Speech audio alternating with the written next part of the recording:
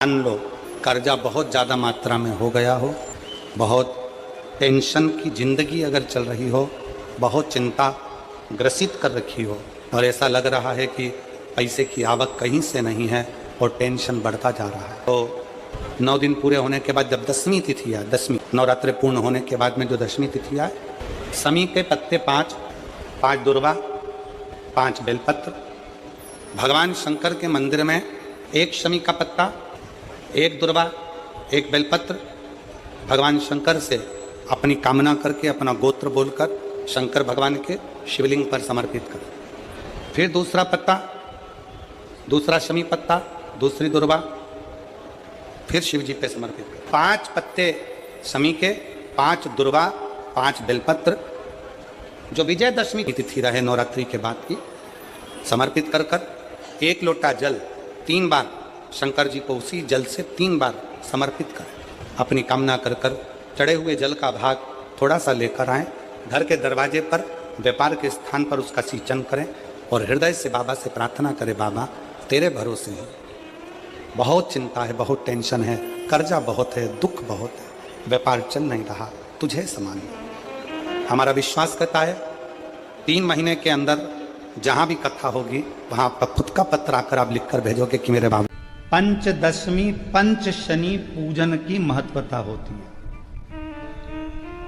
क्यों कहा जाता है कि अगर कोई आपको ज़्यादा परेशान कर रहा है, बहुत टेंशन दे रहा है, बहुत ज़्यादा अगर वो इतना हताश हो गए कि आपने सोच लिया अब तो मर जाऊं तो अच्छा है, इसका नाम लिख जाऊं, ये सब चीज़ करने से अच्छा है 5 दशमी, दशमी जानते हो, 5 दशमी, कोई सी भी 5 दशमी आप चुन लीजिए, परंतु वो दशमी अमावस्या के पहले वाली नहीं होना चाहिए, वो पूर्णिमा के पहले वाली दशमी।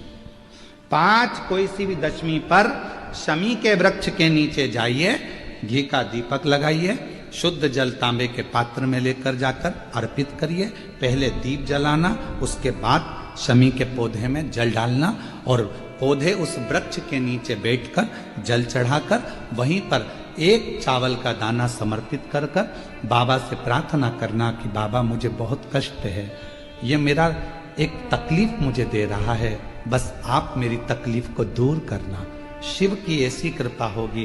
5 शमी पूजन, जब विजय दशमी के भाव से, दशमी आपके यहाँ पर भी पूजन होती है, विजयदशमी पे हमारे यहाँ शमी के पत्र की बड़ी पूजन का महत्व है। 5 दशमी 5 शमी पूजन कर ली जाती है तो जो भी आपका द्रोही होता है वो आपसे दूर हो जाता है या आपसे स्नेह कर आपके करीब आ जाता है। ये शमी पूजन वृक्ष योनि के अंतिम योनि का पूजन। सारे वृक्षों पर पत्थर पड़ जाते हैं पर शमी के पौधे पर पत्थर किस लिए हम मारेंगे? कौन मारेगा? उसमें तो कांटे लगे रहते हैं, कौन मारेगा उसको? क्या कांटा झड़ाएगा पत्थर मार कर? नहीं। हम तो यहां तक कहेंगे कि शमी की आराधना साधना आपके द्रोहियों को, दुश्मनों को भी दूर कर देती। और मेरी जीजियों, मेरे जीजाओं, मेरी बेटियों, बेटाओं, मेरी माताओं, मेरे बुजुर्ग माता पिता स्मरण करें, जब जब यदि आपका हृदय दुखे, मन दुखे तो एक शमी की पत्ती को शंकर के शिवलिंग पर जरूर चढ़ाएं, सारे दुख अपने आप समाप्त होना प्रारंभ। शमी का तो कोई कहे क्या वृक्षों में, पौधों में, पत्तियों में भी क्या, ये वृक्षों के अंदर भी क्या जीव होता है? क्या इसमें भी प्राण होते हैं? होते हैं, इसमें भी प्राण, ये भी ऑक्सीजन लेना छोड़ना सब कार्य इनका चालू होता, ये भी जीवित है। जल नहीं मिलेगा मर जाएंगे, जल गया समाप्त। आप लोगों के घर के अंदर घंटी है, वो गरुण घंटी, काय के लिए बजाते हैं उसको? भगवान की आरती में बजाया जाता है, भोग लगे तब बजाया जाता है, भगवान को जगाना हो तब बजाया जाता है। किसके लिए बजाते हैं? भगवान के लिए। तो भगवान के लिए बजाते हो कि भगवान तुम भोजन करो, भगवान तुम जागो, भगवान तुम ये करो, भगवान तुम वो करो? नहीं।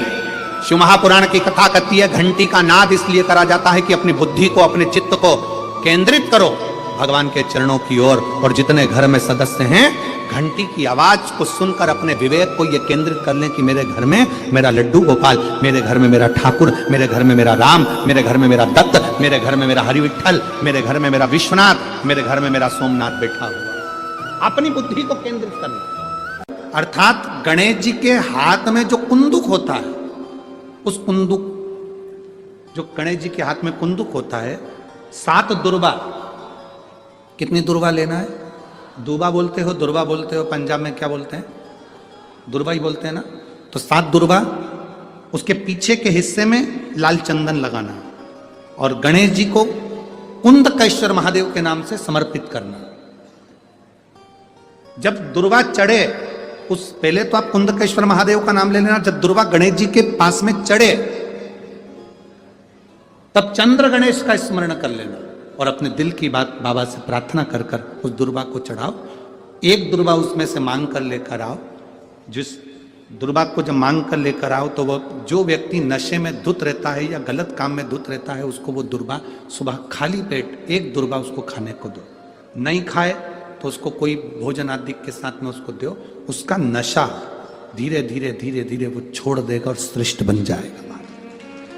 श्रेष्ठ कुंदकेश्वर महादेव या कुंदुक का प्रहार, कुंदुक 2-3 जगह पर काम करता है। कुंदुक का अगर आपने कभी स्मरण करा हो कुंदुक का, तो कभी, वैसे तो मेरे को लगता है कि आप लोगों ने गणेश जी के हाथ में कुंदुक देखा होगा। एक शस्त्र होता है जो एस जैसा बना होता है, जो गणेश जी के हाथ में पकड़े होते हैं, दर्शन किया है, तो वो कुंदुक कहलाता है। जो बहुत चिड़चिड़ा हो जाए, बहुत अपशब्द कहना, बहुत ताने देना, बहुत गाली देना, बहुत आड़ा टेढ़ा करना, जरा जरा सी बात में बिखर जाना, क्रोध आ जाए।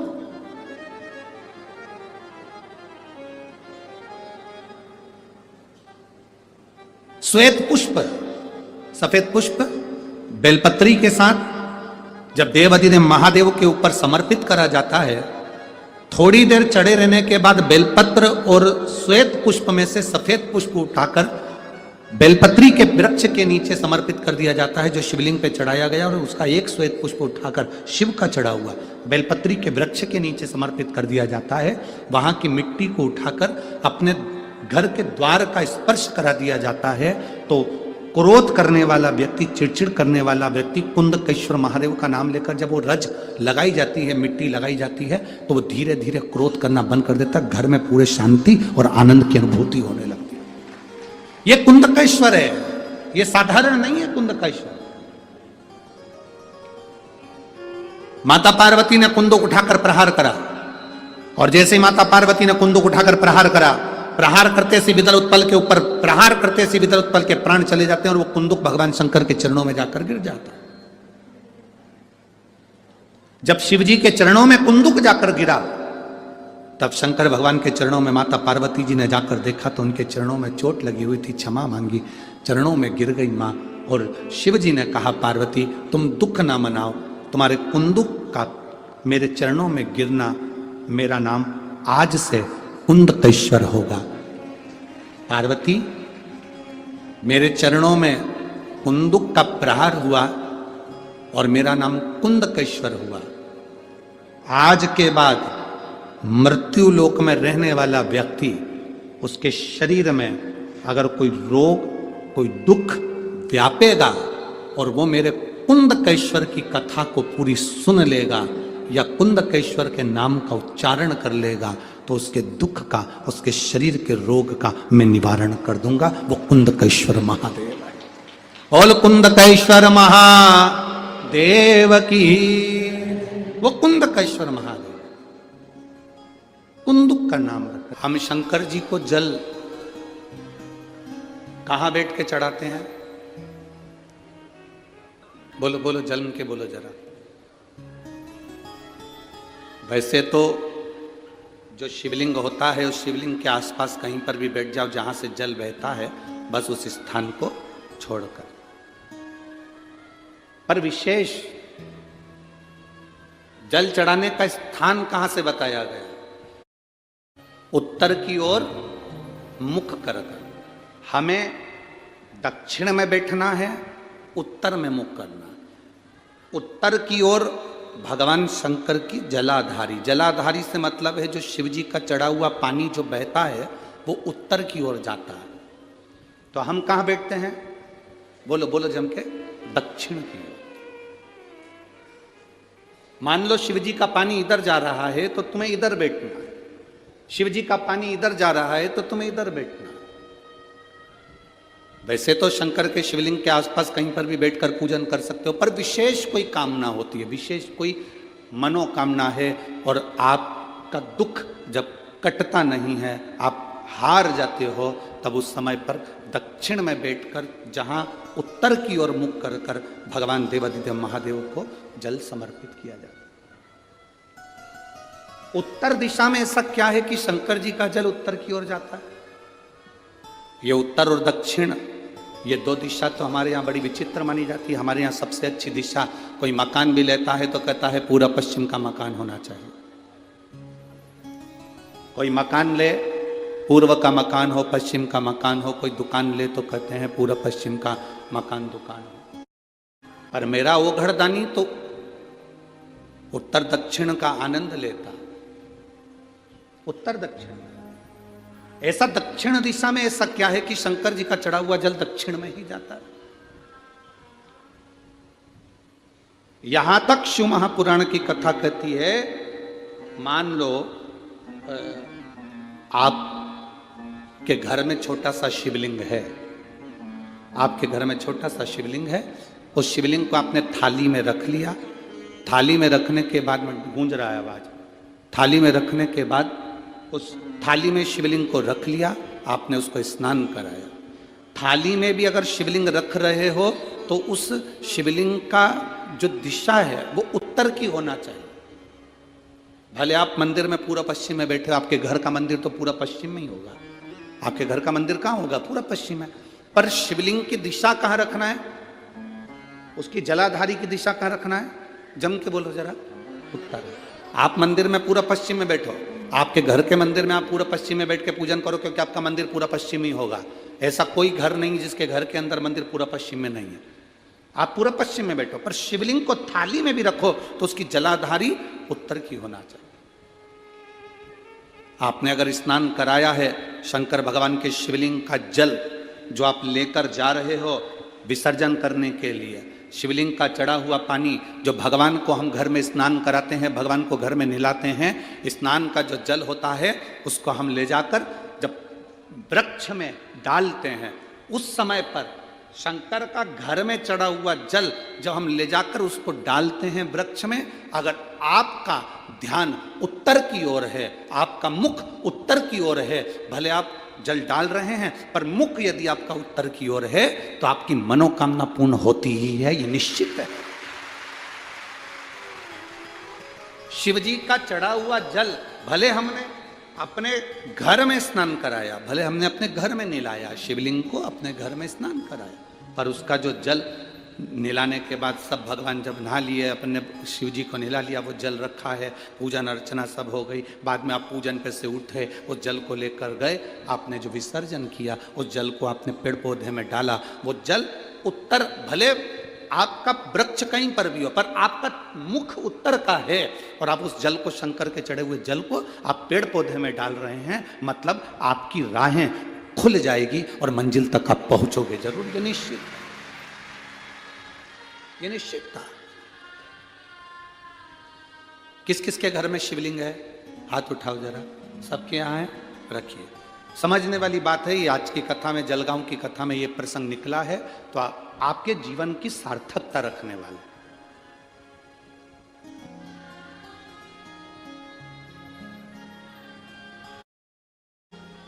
केवल एक दिशा की मूलता रखकर भी हम सुख पा सकते, दिशा की मूलता। एक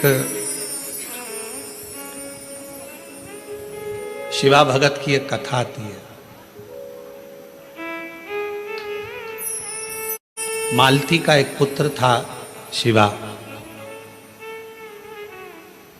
उसको लोग शिव कहते थे।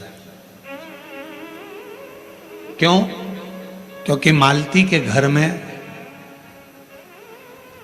कमाने वाला कोई नहीं था, ससुर के प्राण छूट गए थे, पति शरीर से विकलांग था, और मालती मेहनत करती, परिश्रम करती, घर में एक बेटे का जन्म हुआ जिसका नाम शिव के ऊपर शिवा रखा।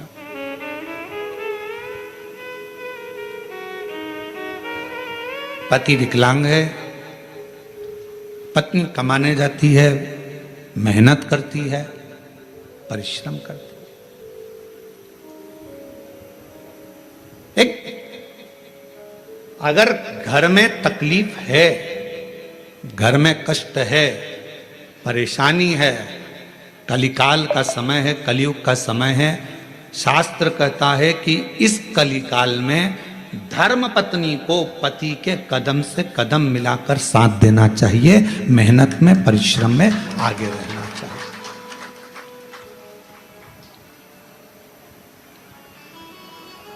वो समय गया जिस समय पर नारी केवल चौके का काम करती थी और लोग गाली देते थे, अपशब्द कहते थे, ताना देते थे, वो घर में रह लेती थी। आज का समय एक बेटी अपनी सेना को लेकर जाती है और पूरे पाकिस्तान को हिला कर आ जाती है। आज का वो युग है। आज का वो युग है कि एक बेटी पूरे पाकिस्तान को हिला कर आ जाती है। आज का वो युग है एक बेटी अंतरिक्ष में जाती है और अंतरिक्ष का छोर पाकर वापिस आ जाती है। आज का वो युग है एक बेटी साइंटिस्ट बनकर पूरे साइंटिस्टों को ज्ञान प्रदान करती है। आज का वो युग है। आज की बेटी collector, SP, IG, DIG, commissioner और बड़े बड़े अधिकारी और मंत्री के पद पर बैठती है। आज का वो युग है। वो गया समय, एक कलिकाल का समय, कलयुग का समय। और ये किसने दिया? कोई तुमसे पूछे कि एक स्त्री को आगे करने का अधिकार किसने दिया, तो तुम कह देना भगवान शंकर ने दिया। कहां? तारकासुर जैसा असुर सामने था, विदल उत्पल नाम के असुर सामने थे, महिषासुर सामने था। और उस महिषासुर को मारने के लिए संपूर्ण जगत के देवता, 33 कोटि देवता सामने खड़े हुए थे, पर महिषासुर नहीं मरा। आखिरी में विदल उत्पल को मारने के लिए भी मां जगत जननी जगदम्बा को आगे करा गया और महिषासुर को मारने के लिए भी जगदम्बा को आगे करा गया। शंकर भगवान ने कितना सुंदर शब्द किया। पार्वती जी कहती हैं मैं आगे बढ़ूं, शंकर जी कहते हैं एक स्त्री पुरुष से ज्यादा बल रखती है, क्यों चिंता करती हो?